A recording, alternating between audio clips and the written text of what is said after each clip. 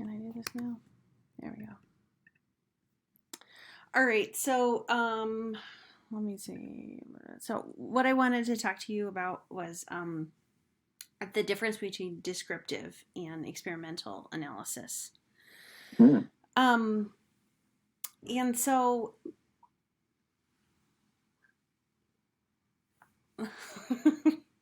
let me just get stuck. Okay.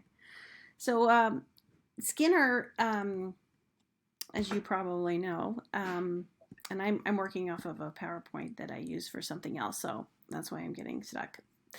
Um, Skinner developed the basic principles that applied behavior analysis is based on, but then other people like Bear came through and really developed applied behavior analysis from what Skinner had developed, right? Okay, and so there are some research studies that really brought together the field, and one of the big ones is the Iwata. And you've heard of the Iwata one. What is it? I had it over here. Yeah, so it's towards a functional analysis of self-injury. So prior to this study, everything was and I'm sure you already know this, but everything was, they were looking at how to address behavior as it was specific to the topography or how the behavior looked, right? So they were looking for interventions that were specific to spitting or self-injury or, you know, I, I don't know what else, but it was specific to the topography.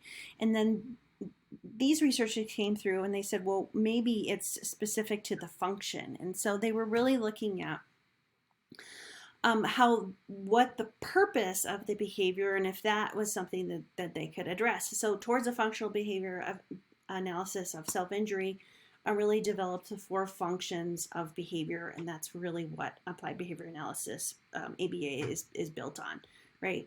So it's interesting because all of ABA talks about how important these 4 functions are, and they kind of just ran with it. But there's one participant in this study who was deafblind. They couldn't find the function of his behavior. And it's like 2 sentences at the end of this major study that applied behavior analysis built on it said, because the individual was blind, we had difficulty. And so we just kind of ran with it. Somehow or another, that was lost.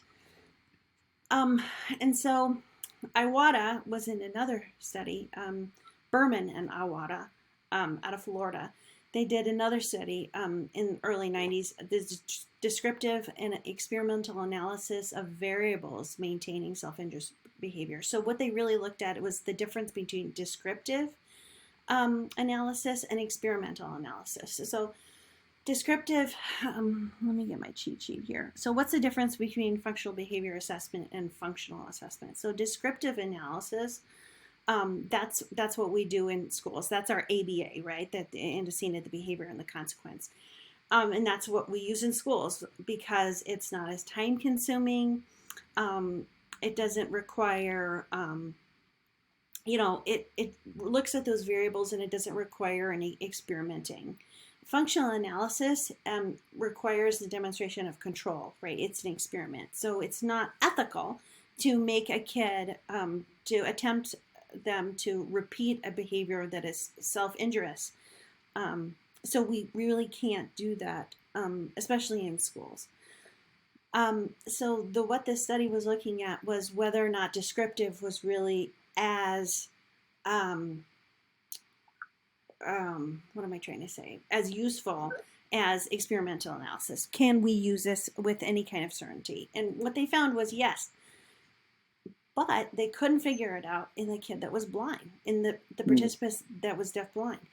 And so, and what they said was because the individual's environment was significantly different than the assessor's environment, they couldn't identify the variables that were controlling it. And so they just kind of left it at that. They said, oh, yes, it is, except for this one participant. So it is interesting that with individuals who have sensory disabilities, vision loss, hearing loss, deaf blindness, ABA is actually not proven. Because especially with significant vision and hearing loss, because it requires identifying those environmental variables that are maintaining their behavior. And if your environmental variables, if you don't understand their environmental variables, it would be hard for you to identify them. Yeah, you can't see it. You can't see right or measure the right variables. Yeah, it would be hard for you if you experience your world differently, so differently than theirs would. It would be there would be and so descriptive becomes much less reliable with an individual with sensory disabilities. Yeah, so, and it's funny because when I talk to someone who works in behavior and is studying ABA, they're like, oh, yes, ABA, it works with everybody. It works with your cat, and it works with animals, and it works with lawyers, and it just works with everything that has any kind of behavior. And people who work in sensory disabilities are not so sure. They don't even want to hear about it. They're you know how there's a group of people who work in autism that don't like ABA anymore. Well, no, I just watched a YouTube video on someone that was saying how ABA is bad. Yeah. That person gave a TED talk on why ABA is terrible, and how like they likened it to conversion therapy, like people like trying to that are have like homosexual tendencies. They're using this conversion therapy, which is, I guess, a lot of the principles in that is rooted in ABA. And people that are autistic feel like this is just the way I am. Like she gave a good example. She's like, imagine if like every time you were happy and you smiled and laughed, they told you that that's not the way to do it, but rather you had to spin. Spinning is the right way to show that you're happy. So smiling and laughing, not okay, and you were only rewarded whenever you spun in circles. Because that was a funny example. But yeah, there's a lot of pushback on it. I have a teacher who I teach with who is trained in the TEACH model out of Chapel Hill, and he doesn't like ABA. He's like, that's you're treating people like animals. So yeah, I've definitely heard the pushback on it. Yeah, and it's interesting because that kid that I worked with yesterday that had no goals whatsoever, he was really, and I hate to use this, but high functioning. And the only thing he really had, and the parents wanted them to address it, was stimming.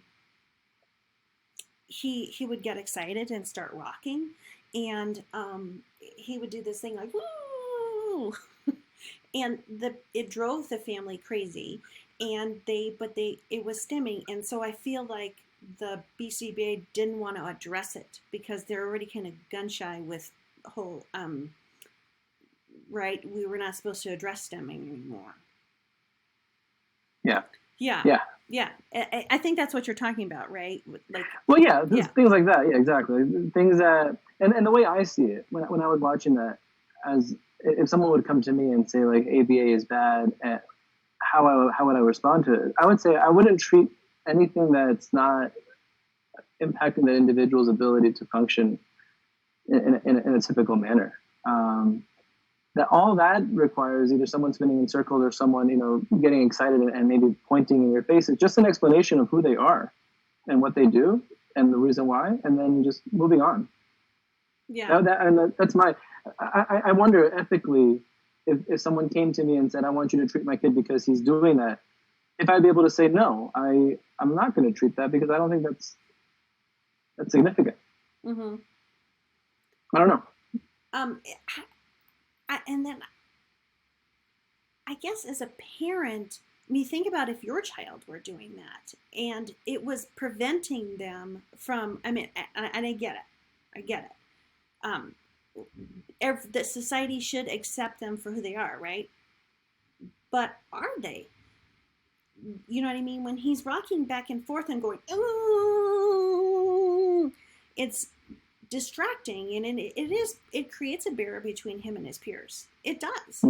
And so rhetorically, we shouldn't do it because it is part of who he is. But on the other hand, it is preventing him from accessing his world, right? I mean, the parents have a point, but we're afraid to address it. And truthfully, I think a lot of the hatred towards ABA has more to do with discrete trial than anything else. Mm. Have you done discrete trial? No, no. That is kind of like treating a kid like an animal, because Again, you're constantly like, if they do this, then you give them a treat. If you do this, you give them a token. You know what I mean? It like moves quickly, and it is like Skinner's pigeon. right. Yeah, yeah, No, I haven't done that. yeah, um, yeah.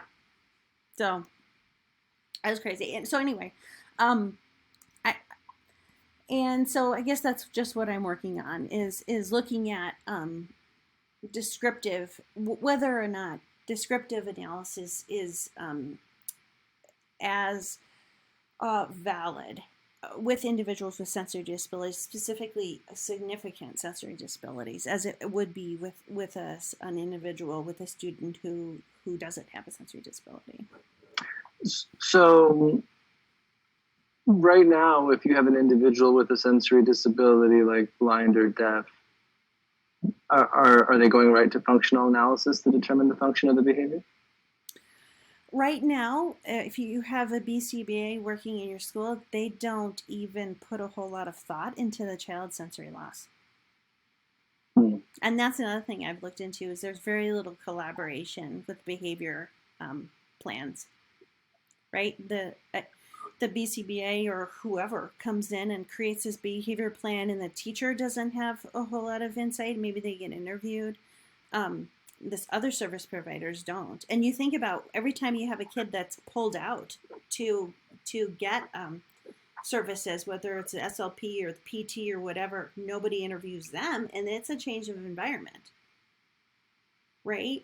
But Yeah. but you're given I'm sure you have kids on your caseload that have behavior plans, right?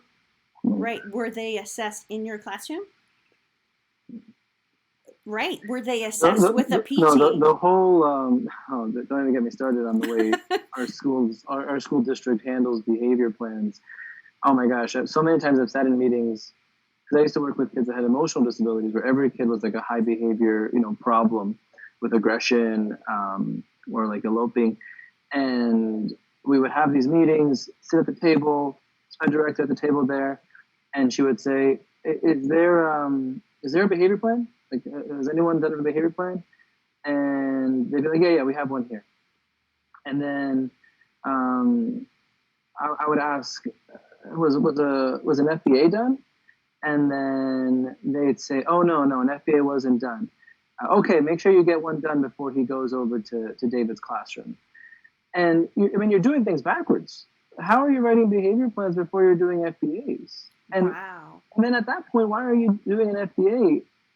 I mean, for what? Just to check a box? Like, it is really frustrating to have these meetings. And this is before I knew, what's supposed to be in what order. And as I'm taking these courses and I'm learning more, I'm becoming more empowered to really speak out against what's being done, and talking to my SPED director more directly, and saying, like, what we're doing is not okay. It's not being done right. And putting a kid in a self-contained classroom is a big deal. And you know what? Behavior is the single largest indicator of a child's placement. If they have maladaptive behaviors, they're in a self-contained classroom. Yeah, and the other thing too is, and I don't know how it is in your district, but oh my gosh, like, there's reading interventionists, there's math interventionists, but there's very few behavior interventionists in the district. And if they are behavior interventionists, they're just glorified instructional assistants that